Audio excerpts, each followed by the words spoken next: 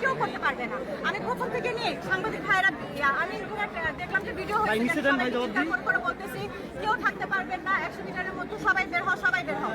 এখন সবার মধ্যে আমি সবাইকে ধরতেছি, কিন্তু ওদের আমার এগেইনস্ট অ্যালিগেশন যে আমি ছাত্র দলকে বলছি। আপনি তো থ্রেট করছেন। আমি বলি আমি ছাত্র দলের সাধারণ সম্পাদক।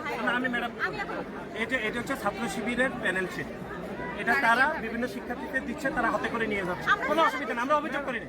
কিন্তু ছাত্র দলের যখন প্যানেল শিট নিতে যায় ম্যাডাম বাধা দেয়। কিন্তু ছাত্র শিবিরের সবাই নিয়ে ভোট দিতে, এমন ভোট দেওয়া 5 জনের সাথে আমরা কথা বলেছি, তারা বলছে এটা নিয়ে তারা আসছে। ভাই হুমকি দিচ্ছে। ছাত্র দলেরটা নিয়ে যখন যাবে তখন ম্যাডাম কেন বাধা দেয়? ছাত্র শিবিরের আচ্ছা ভাই, সাদি ভাই, কিন্তু উনি একজন ছাত্রকে কাউকে বলবো না ছাত্রকে ক্যান্সেল করবো, উনি একজন প্রার্থীকে বলছে ছাত্রকে ক্যান্সেল করবো।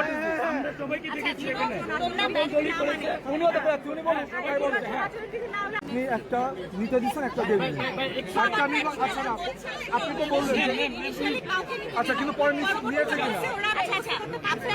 তাহলে আপনি এক এক সময় এক এক নিয়ম কেন দিবেন? এক এক নিয়ম এক এক সময় নির্বাচনে তো একটা নিয়মে চলবে, এটাই কি ভাই? আপনি সাংবাদিক